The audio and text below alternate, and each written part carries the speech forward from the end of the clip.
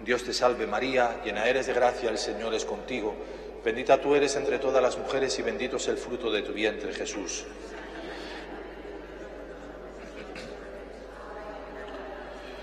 Sagrado Corazón de Jesús, San José, ruega por nosotros.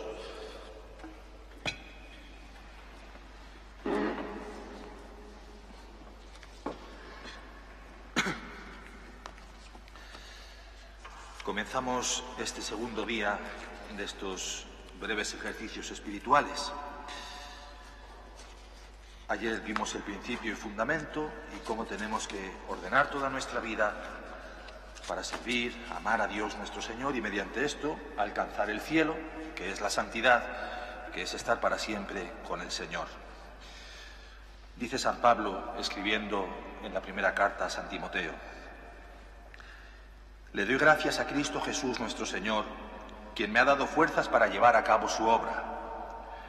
Él me consideró digno de confianza y me designó para servirlo, a pesar de que yo antes blasfemaba el nombre de Cristo. En mi insolencia yo perseguía a su pueblo, pero Dios tuvo misericordia de mí, porque lo hacía por ignorancia y porque era un incrédulo. Oh, qué generoso y lleno de gracia fue el Señor. Me llenó de fe y del amor que provienen de Cristo Jesús.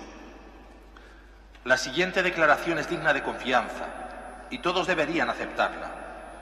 Cristo Jesús vino al mundo para salvar a los pecadores, de los cuales yo soy el peor de todos. Pero Dios tuvo misericordia de mí, para que Cristo Jesús me usara como principal ejemplo de su gran paciencia con aún los peores pecadores.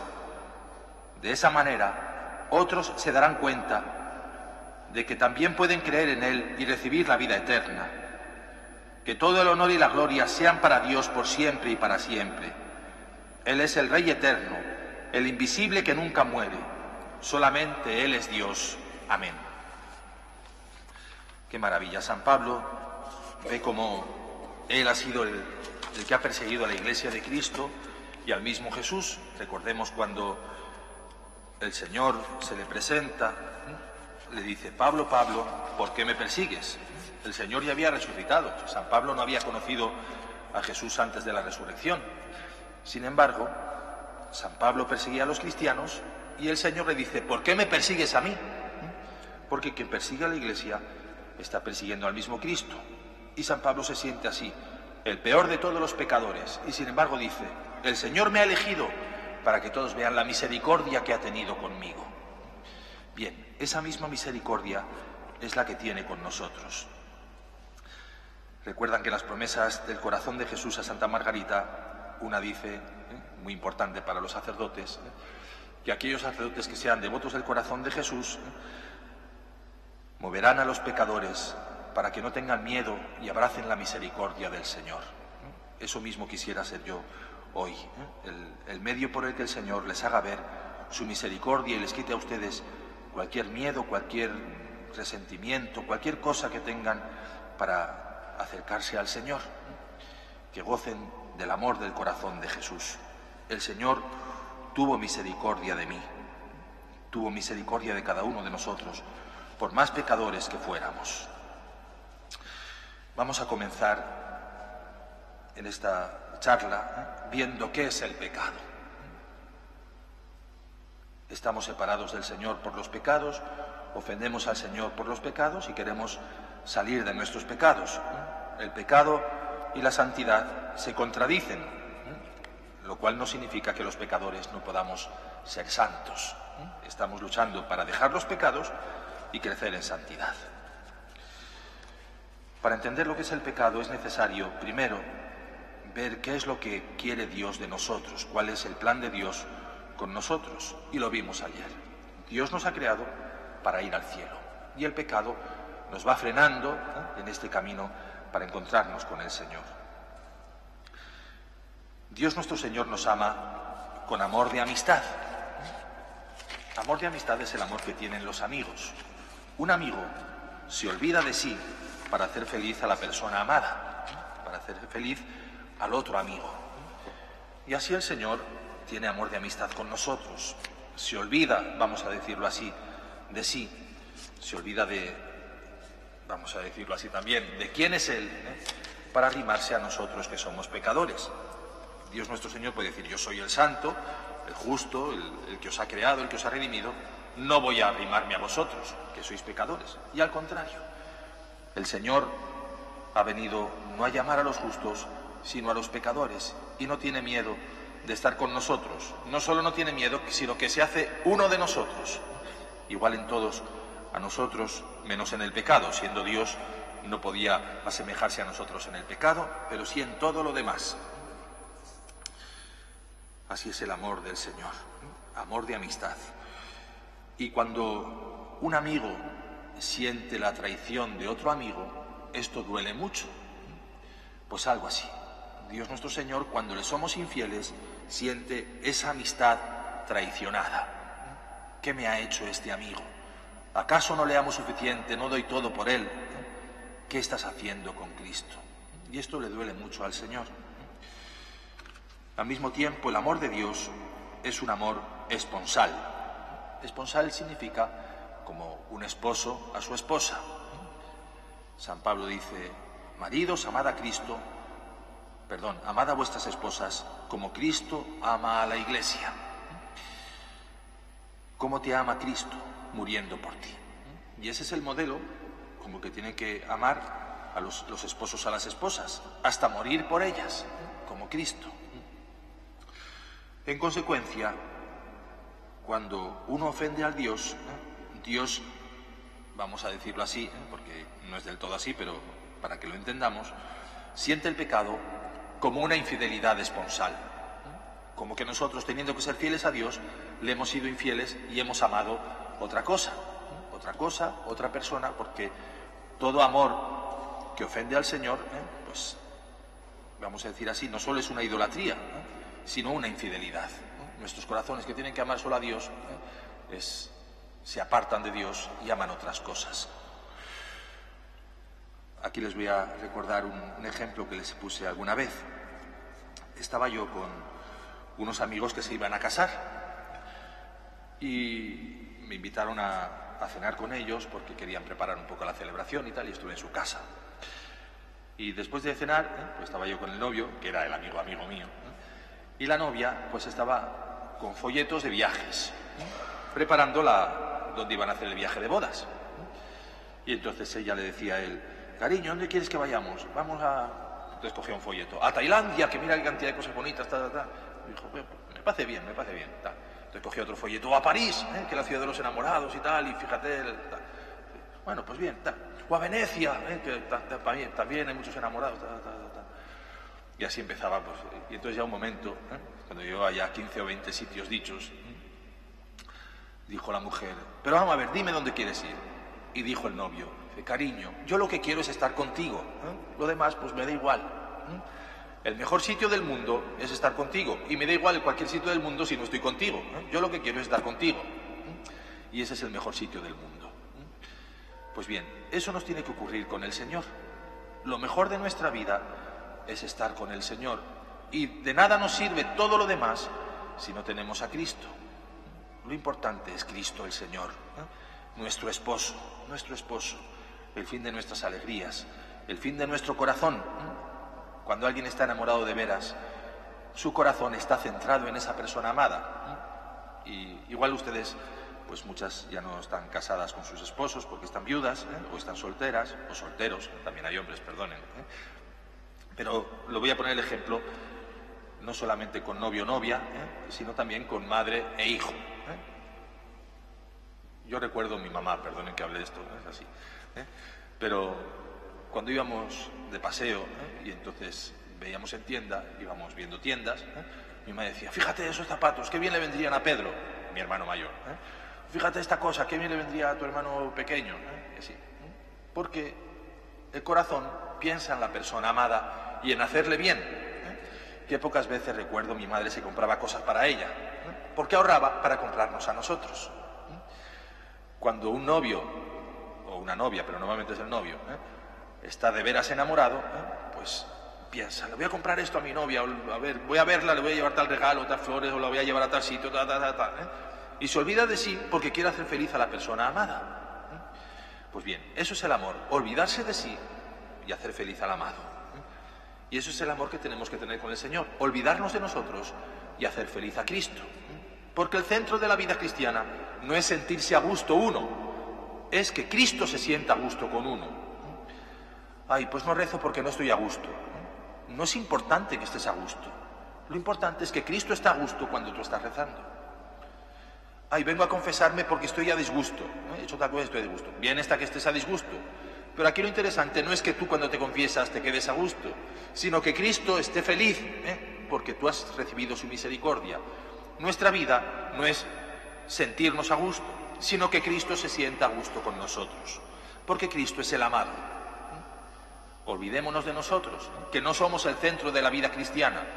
Ni hay que confesarse porque uno está a disgusto, ni hay que rezar porque uno está a gusto cuando reza, sino porque el Señor tiene que estar siempre a gusto con nosotros, feliz con nosotros, porque Él es nuestro esposo.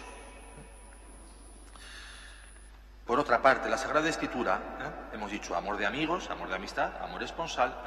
La Sagrada Escritura, ¿cuántas veces compara el amor de Dios con el amor de un padre o una madre? Ya hemos puesto el ejemplo. En consecuencia, y de esto ya hablamos ayer, cuando herimos el amor de Dios por el pecado, Dios siente el desprecio que un hijo siente hacia una madre o un padre. Y piensen ustedes que igual alguna vez han tenido desprecios de sus hijos, o no han tenido ese amor correspondido, o les olvidan, o no les agradecen, o uno piensa, con todo lo que he hecho yo por mis hijos, y mira cómo me lo pagan. Pues parecido es el amor de Dios cuando nosotros, que somos hijos suyos, no correspondemos a este amor. Por tanto, lo esencial del pecado no es simplemente la materia, vamos a decir, en qué ha consistido el pecado. Lo esencial del pecado es el amor herido de Dios, el amor herido de Dios. Dios ha hecho todo por mí y yo no hago nada por Él, o bien poco. Corazón de Jesús a Santa Margarita. He aquí este corazón que tanto ha amado a los hombres, que nada ha ahorrado hasta agotarse y consumirse por su amor, y a cambio no recibe de la mayor parte de ellos sino olvidos y menosprecios. Esto es lo que le duele al Señor, los olvidos y menosprecios ante tanto amor no correspondido del corazón de Jesús.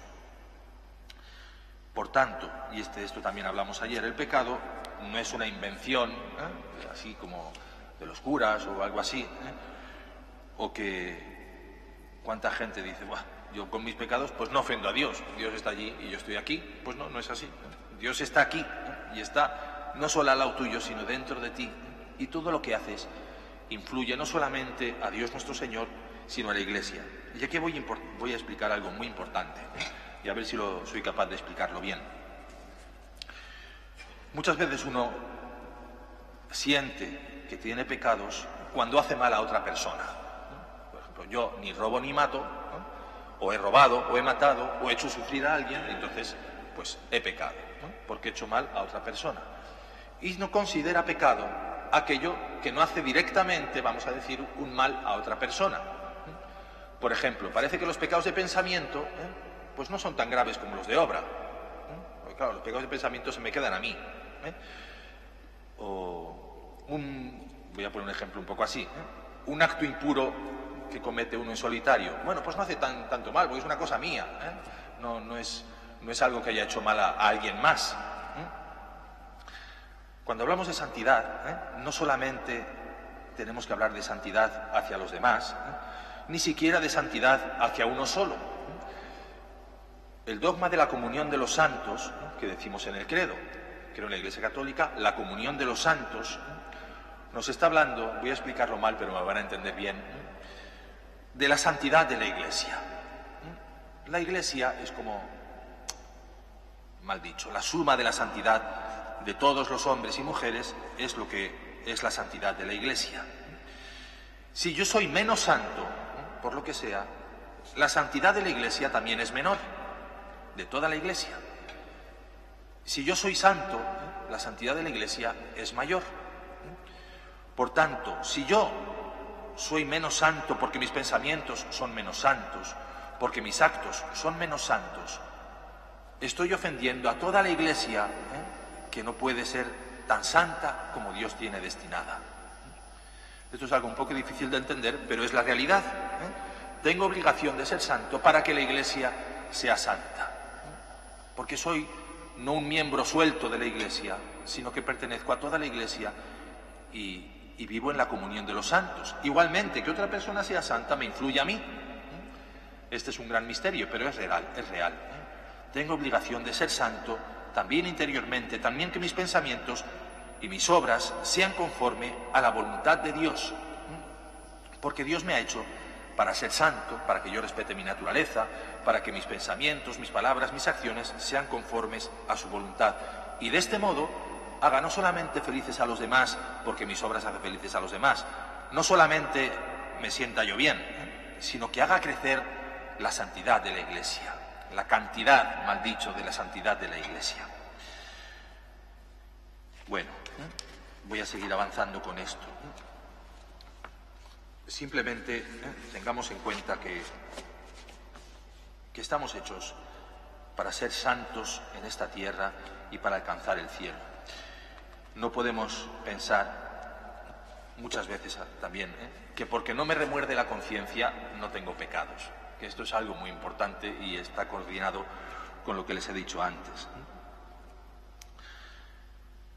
Si solamente voy a confesarme cuando me remuerde la conciencia, piensen que hay mucha gente que está muy feliz con sus pecados y no le remuerde la conciencia. ¿Cuántas veces? ¿Para qué vas a confesar eso si es una tontería? Y entonces hay gente que peca, y dice, bueno, pues yo estoy muy a gusto y además no es pecado. ¿Y por qué Dios me va a tener en cuenta esto? San Pablo dice, en una frase muy, muy importante, la conciencia, es verdad, no me remuerde, pero no por esto estoy libre de pecado.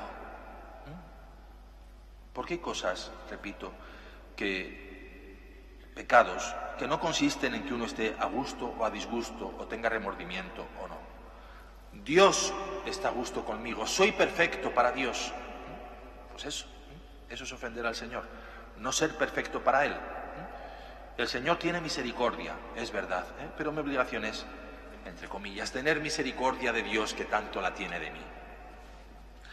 Dejo ya esta primera parte y continuamos. Voy a leerles una frase muy bella, un texto muy bello de San Agustín.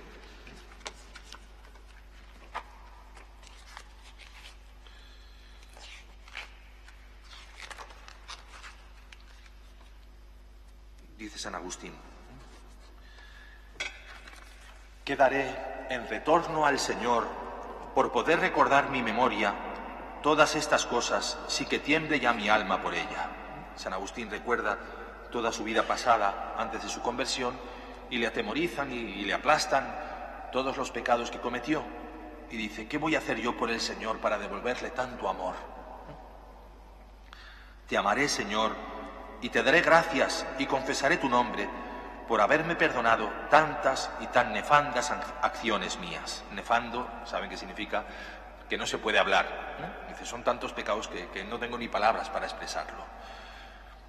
A tu gracia y misericordia debo que te hayas deshecho de mis pecados como hielo y no haya caído en otros muchos. ¿Qué pecados realmente no pude cometer yo, que amé gratuitamente el crimen? Confieso que todos me han sido perdonados, así los cometidos voluntariamente, como los que dejé de hacer por tu favor. ¿Quién hay de los hombres que, conociendo su flaqueza, atribuya a sus fuerzas su castidad y su inocencia, para por ello amarte menos, cual si hubiera necesitado menos de tu misericordia, por la que perdonas los pecados a los que se convierten a ti? Aquí algo muy importante que nos explica San Agustín, que si uno no ofende más al Señor, es por misericordia del Señor. Santa Teresita del Niño Jesús y Santa Margarita, monjas de clausura las dos, santísimas las dos, inocentísimas las dos, tenían esto muy claro, y dicen, ¿de qué pecados no sería yo capaz si el Señor me dejara un instante de su mano? Piensa, si no ofendes más al Señor, es porque el Señor no te deja caer. Sobre todo si alguna vez has cometido pecados mortales graves, piensa que si no los vuelves a cometer es porque el Señor tiene misericordia de ti. Y el Señor te sostiene con tu mano para que no caigas. Si el Señor te dejara, ¿de qué pecados no seríamos capaces? De hecho lo vemos, y cuando pecamos decimos, ¿cómo puede ser que haya yo caído en esto? Tantos años que he sido fiel al Señor y mira, ahora qué pecados tengo. O ahora que soy viejo o vieja, mira qué pecados tengo. O me vienen a la cabeza los pecados que cometí de joven y parece que los quiero cometer otra vez. Piensa, si el Señor te deja un segundo, ¿de qué no serías capaz? Y si no pecas más, es porque Jesús tiene misericordia de ti. Que aquel, pues, que llamado por ti, siguió tu voz y evitó todas estas cosas que lee de mí por haber sido curado estando enfermo, o por el mismo médico que le preservó a él de caer enfermo, o más bien de que no enfermara tanto. Antes, sí, debe amarte tanto y aún más que yo, porque el mismo que me sanó a mí de tantas y tan graves enfermedades, a ese le libró de caer en ellas. Si no tienes, por decirlo así, que dar gracias al Señor, que pedir perdón al Señor por graves pecados, sí tienes que darle gracias por no haberte dejado caer en ellos. Y esto es algo muy importante. Señor, es verdad que no robo, no mato, soy fiel a mi esposo, a mi esposa, no tengo graves pecados. Te doy gracias, Señor, porque no me dejas caer en ellos. No te sientas orgulloso de no ser como el pecador que pide perdón al Señor, porque te estás convirtiendo en el publicano que le dice, Señor, te doy gracias porque yo no soy como ese pecador. Si no eres como ese pecador, es porque Cristo te sostiene, no porque tú seas muy fuerte, muy santo. Esto es algo muy importante para ser siempre humilde delante del Señor. Muy bien, seguimos avanzando. ¿Y si tienes graves pecados? ¿Qué ocurre si es verdad que te sientes pecador? Y no solamente si te sientes, igual no te sientes pecador, pero tienes graves pecados o desconfías de la misericordia del Señor. ¿O cuántas veces los curas en el confesionario hemos dicho, bueno, pues no me he confesado antes porque tenía tantos pecados que no me sentía capaz de confesar? O gente que no se confiesa porque piensa que Dios no va a poder perdonarle. Les voy a leer una carta muy bella que escribe San Claudio de la Colombier, del que hemos hablado antes, a una monja que había cometido graves pecados. Esta carta es una de esas que tenemos que tener grabada en el corazón, porque es algo muy consolador. Saben que San Claudio es apóstol de la Divina Providencia y también de la misericordia del Señor. Yo les invito a que si pueden, pues lean textos suyos, en internet está todo, o si pueden comprar algún libro de San Claudio de la Colombier, apóstol del corazón de Jesús. Y escribe a una religiosa inglesa.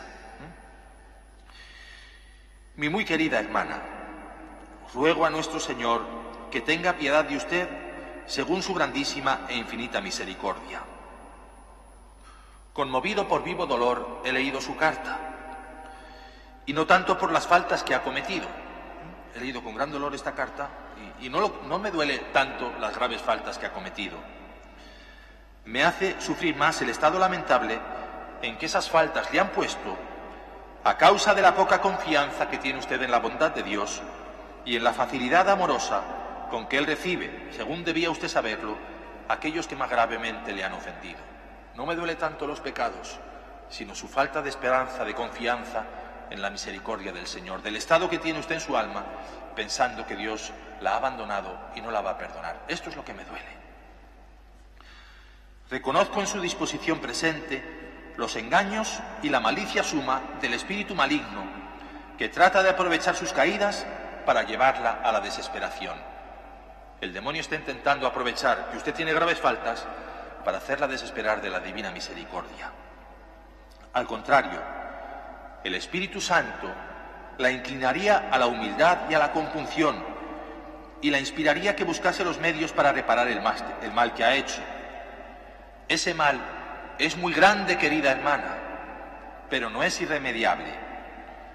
Puede ser un remedio admirable para curarla enteramente de todo orgullo y de toda presunción. Esto es algo muy importante. Cuando el Señor te deja caer en algún pecado, el demonio aprovechará para quitarte la esperanza.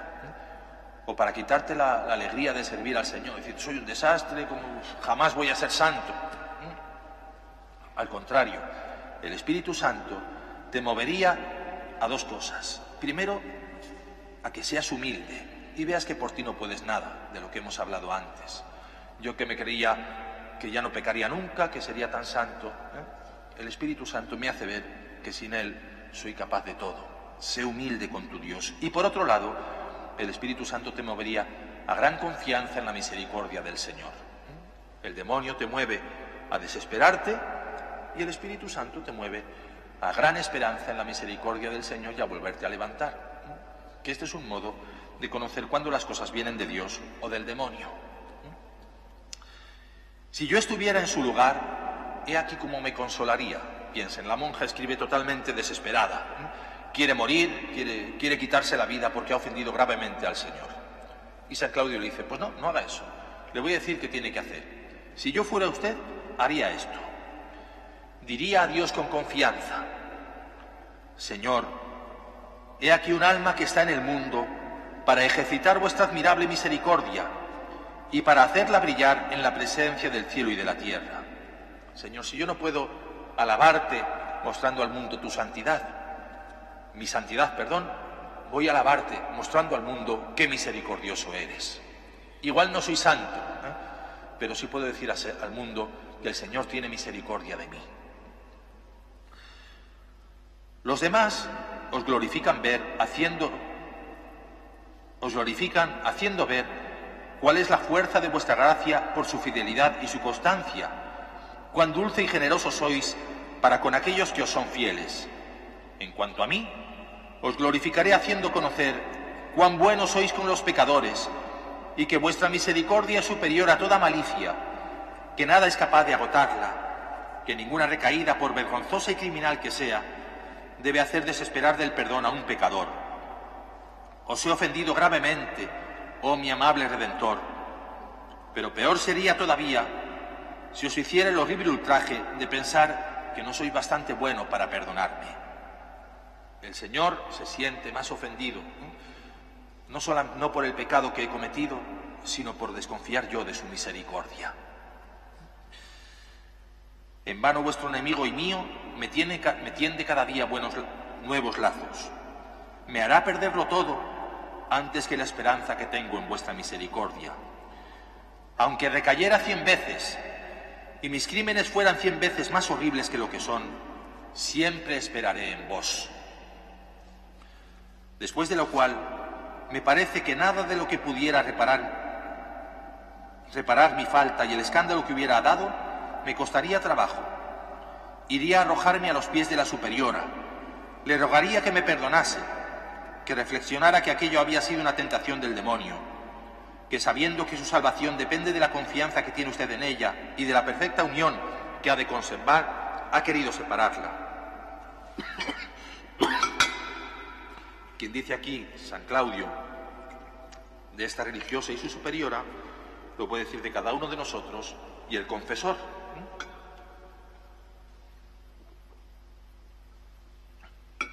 ¿Tengo pecados? Pues a arrojarme al sacramento de la confesión y a volver a empezar confiando enteramente en la divina misericordia. No voy a leer más esta carta. Voy a recordarles algo que dice Santa Teresita y que es muy importante.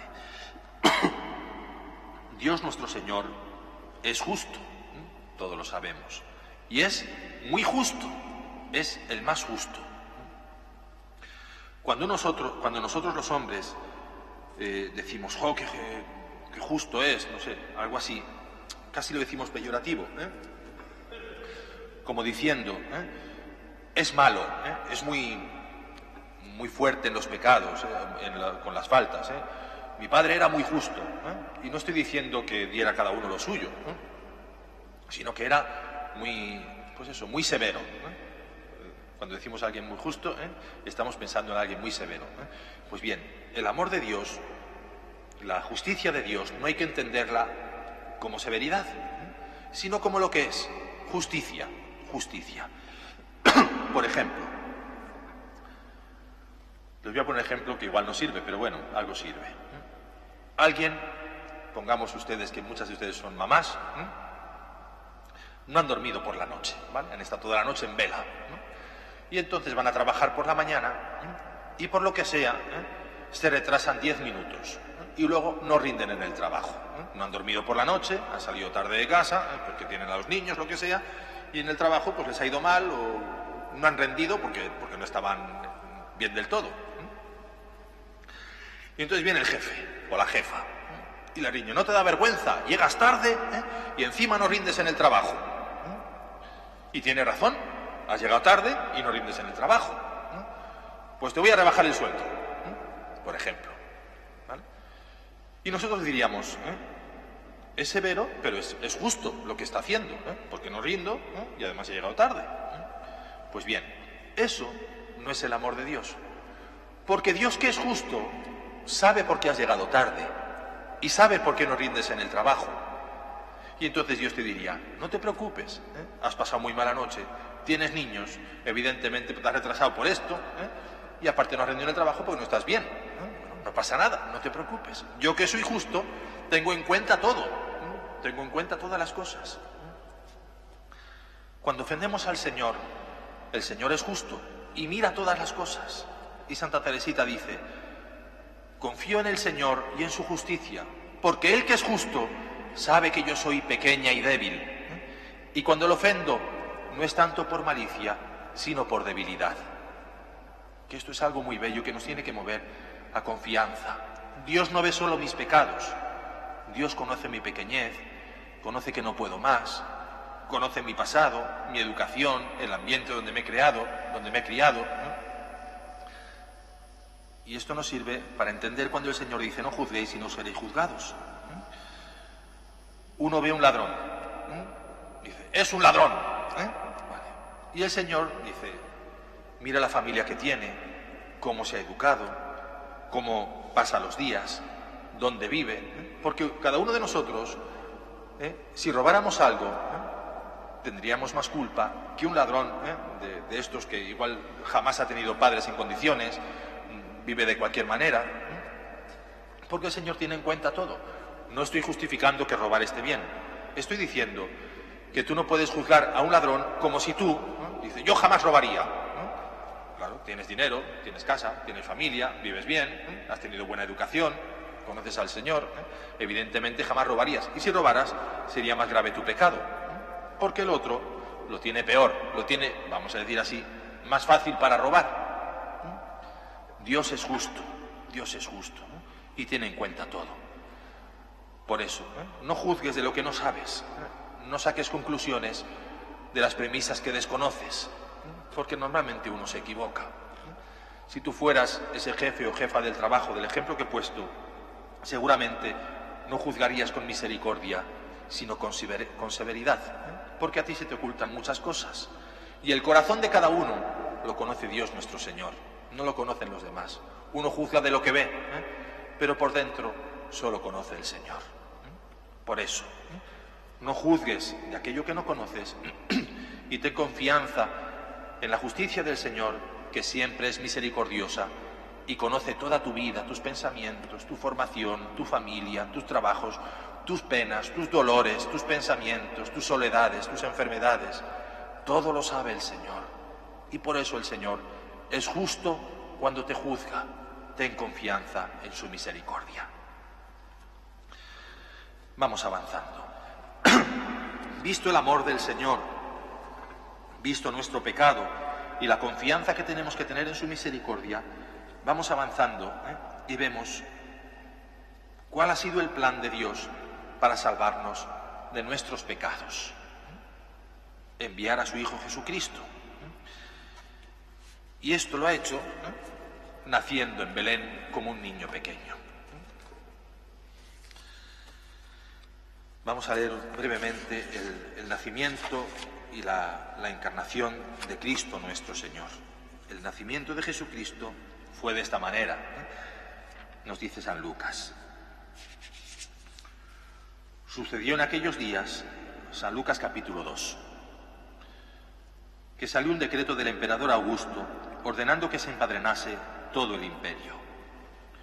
Todo esto ocurre, empadronarse todo el imperio, la Virgen Santísima y San José, la Virgen embarazada, tienen que ir a buscar a empadronarse en Belén, después de tenerlo todo preparado para el nacimiento del Señor.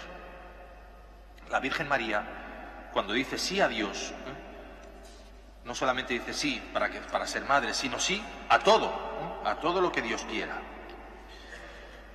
En el mes sexto, el ángel Gabriel fue enviado por Dios a una ciudad de Galilea llamada Nazaret, a una virgen desposada con un hombre llamado José, de la estirpe de David.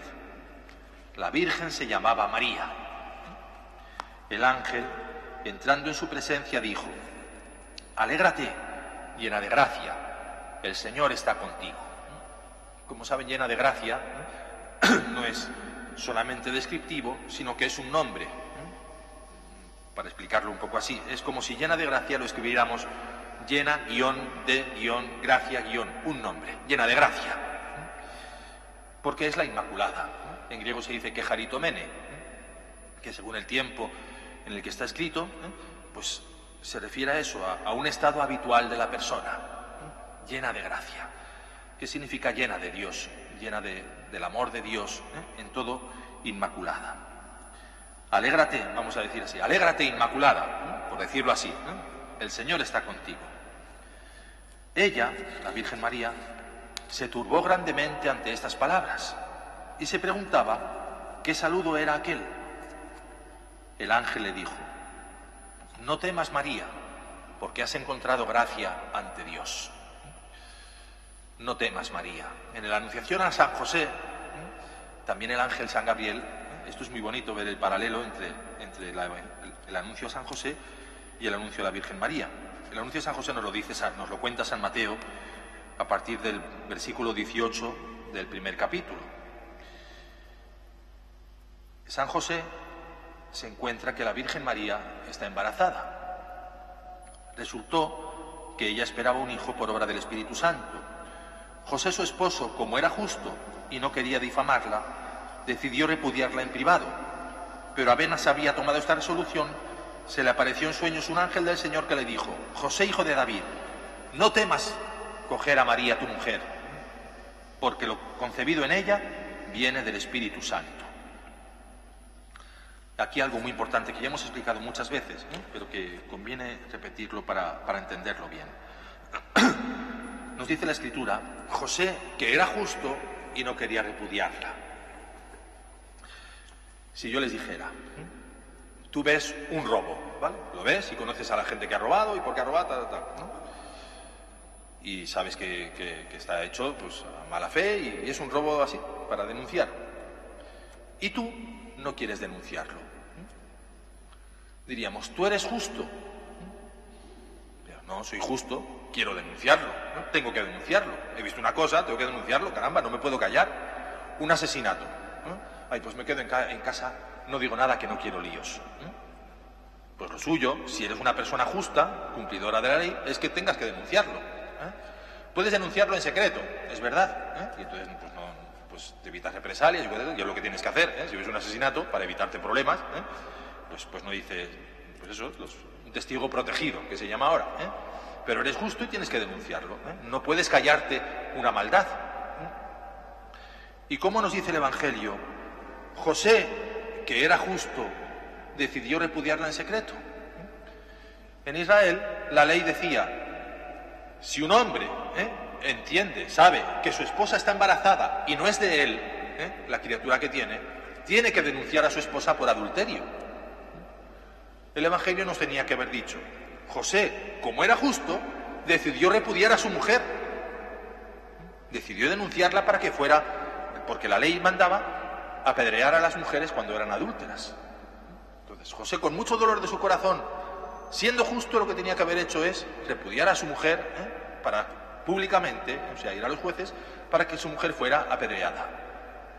¿Y cómo dice decidió repudiarla en secreto? En secreto es para que su mujer no fuera apedreada, y no solamente repudiarla, lo que pone el texto repudiarla, en griego es likai, que significa abandonarla, irse sin denunciarla, vamos a decir así. irse sin denunciarla. Porque José, que era justo, sabía que la criatura que hay en ella viene del Espíritu Santo, y si viene del Espíritu Santo no puedo denunciarla. Soy justo, y como soy justo no puedo permitir que apedreen a mi esposa. Lo justo es que no apedreen a mi esposa, porque sé que lo que ella tiene es del Espíritu Santo. Por tanto, San José no duda, que lo que se dice, la duda es, me ha sido infiel mi esposa, entonces me voy, la dejo. Pues no, eso no ocurre. San José no piensa que su esposa, que la Virgen María, ha estado con otro hombre y está embarazada, y esa es la duda de San José. No. San José lo que no sabe es cómo tiene que hacer. ¿Cómo tiene que hacer? Mi esposa concibe del Espíritu Santo, ¿qué hago? ¿Me quedo o me voy? Y decide irse, no porque sospeche que su esposa le ha sido infiel, sino porque lo que tiene en su vientre viene del Espíritu Santo, y San José piensa que si Dios no ha contado con él para esta concepción, él lo que tiene que hacer es irse y dejar a su esposa, y que Dios haga lo que tiene que hacer con su esposa, como la ha concebido, sin tener el parte. Y entonces es cuando el ángel le dice, no tengas miedo, coge a tu esposa, aunque lo que haya concebido es del Espíritu Santo, cógela en tu casa, porque tú vas a dar nombre a este niño, tú vas a ser el que va a hacer de padre de esta criatura, tú vas a dar estabilidad a tu esposa, para que no sea, como quien dice, madre soltera, tú vas a ser el cabeza de familia.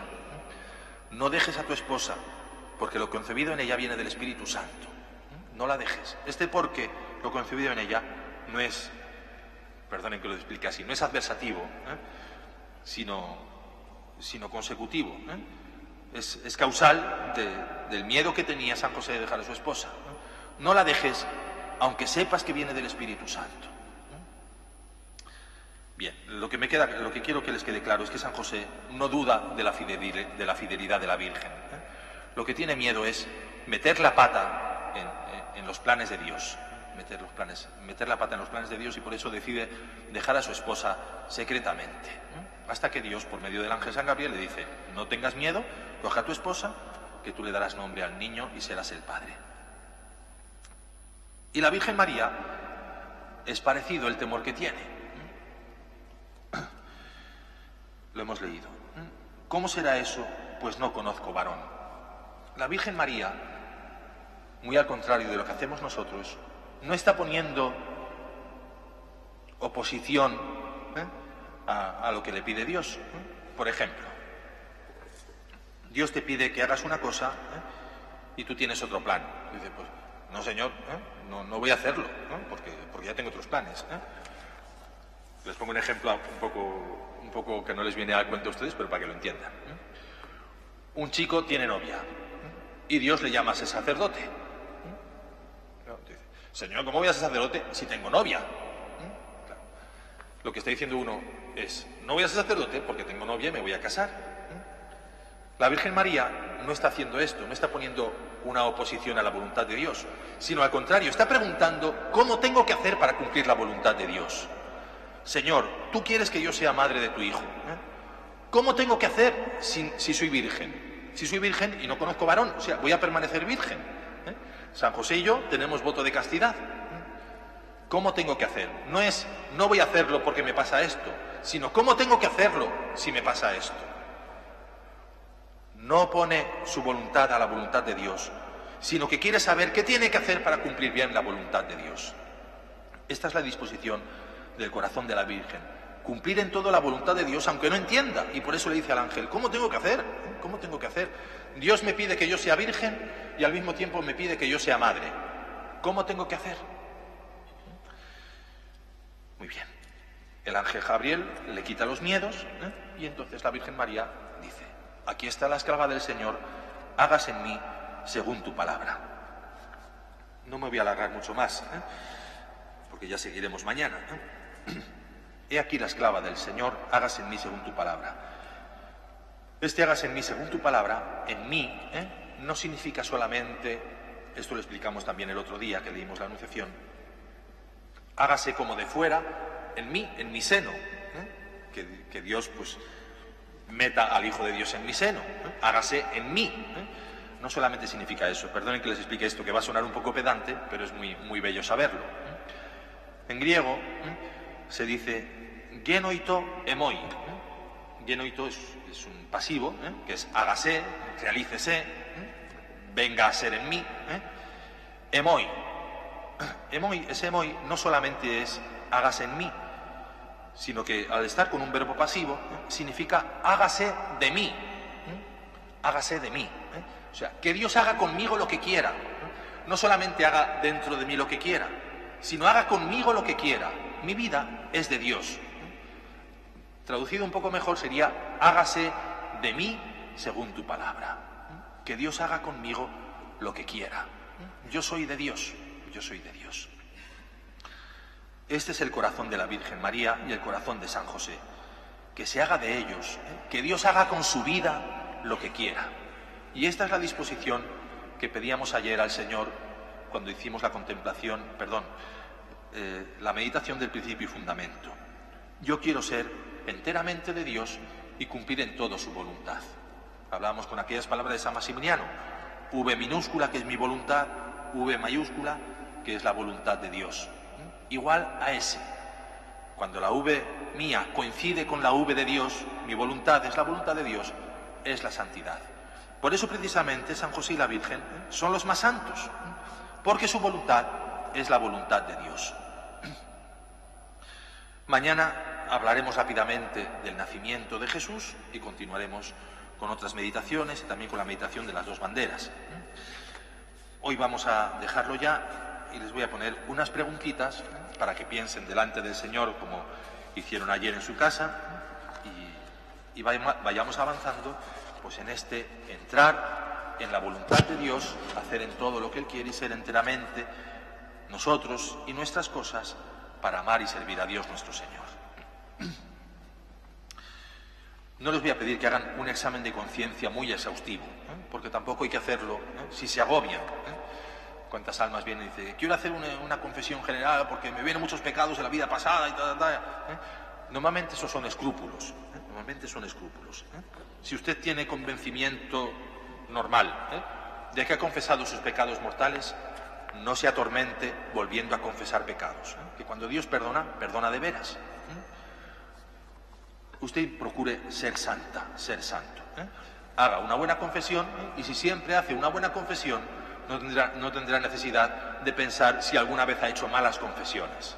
Procure hacer siempre buenas confesiones. Primero, sé que Dios ha tenido misericordia conmigo y le agradezco esta misericordia. Me siento así protegido por Dios. ¿Qué ha significado el Señor en mi vida hasta ahora? Esto es algo muy importante. ¿En qué se diferencia mi vida, habiendo conocido a Cristo, de si no lo hubiera conocido? Quien me ve sabe que yo amo a Cristo. Y esto es algo muy importante, el ejemplo que otras veces les he puesto. Cuando alguien se compromete en matrimonio con otra persona, se conoce que está comprometido, sea ya novio, sea esposo, lleve o no anillo. Entonces uno sale de fiesta con sus amigos y los amigos saben, aunque uno no diga que se ha comprometido, si está comprometido. Por cómo se divierte, por cómo habla con otras mujeres, cómo habla con sus amigos, de qué son sus conversaciones. Uno sabe perfectamente que esta persona está comprometida o no. Recuerdo, les voy a poner una cosa muy así. Saben que el servidor estuvo en China hace 2 julios, 2 veranos. Y entonces, en China, por desgracia, pues el gobierno de allí no permite a los sacerdotes ir vestido de sacerdote. De hecho, yo no podía ir vestido de sacerdote ni de ninguna manera, ni hacer nada que diera a entender que yo soy sacerdote. Entonces yo le mandaba mis fotos a mi padre, y a mi madre. Y yo iba vestido de azul, con un polo azul y con pantalones vaqueros azules. Yo decía, voy de azul, que es el color de la Virgen, y que no se note mucho que yo, o sea, que no se note que soy sacerdote, pero voy de azul. Y decía mi madre, hijo, no vas vestido de cura, pero se te nota la legua que eres cura, se te nota la legua. Es como cuando uno ve a un sacerdote, un religioso o religiosa, que no van vestidos con su hábito propio, y uno dice, ¿cómo se nota que es fraile, que es cura? Bueno, que no se note solo por la ropa, que se note por lo demás, pero que se note que uno es de Dios, Y seguramente no la has visto rezando el rosario o diciendo misa, pero hay algo que hace notar que esa persona está consagrada. Pues eso mismo ocurre con los novios y con los esposos y esposas. Hay algo que hace notar que tu corazón ya está comprometido. Y en tu vida de amor al Señor tiene que ser así. Hay algo que tiene que hacer saber al mundo que tú eres de Cristo, que no eres una persona que no conoce al Señor. Cómo hablas, cómo te diviertes, en qué empleas tu vida, en qué empleas tu tiempo, cómo cuidas a los demás. La gente tiene que poder decir, es una persona religiosa, aunque no te vea rezar el rosario, aunque no te vea ir a misa, es alguien que ama al Señor. Y si no se te distingue mucho, si no se te distingue de aquellos que no creen a Cristo, quiere decir que poco amas a Cristo. Como en el ejemplo que les he puesto, si un muchacho que tiene novia o está casado no se le distinguiera de uno que está casado, algo falla, algo falla. Muy bien, que se nos note que amamos al Señor, que tú has entregado tu vida al Señor. Piensa, y ya lo dejo. En tu vida permeas, haces que la gente conozca que eres de Dios.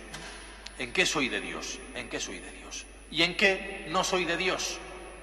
¿En qué no soy de Dios? Para esto estamos en estos ejercicios, para limar impurezas, para limar tu vida. Que nada ni nadie jamás te aparte del amor del Señor. Que así sea. Dios te salve María, llena eres de gracia, el Señor es contigo. Bendita tú eres entre todas las mujeres y bendito es el fruto de tu vientre, Jesús.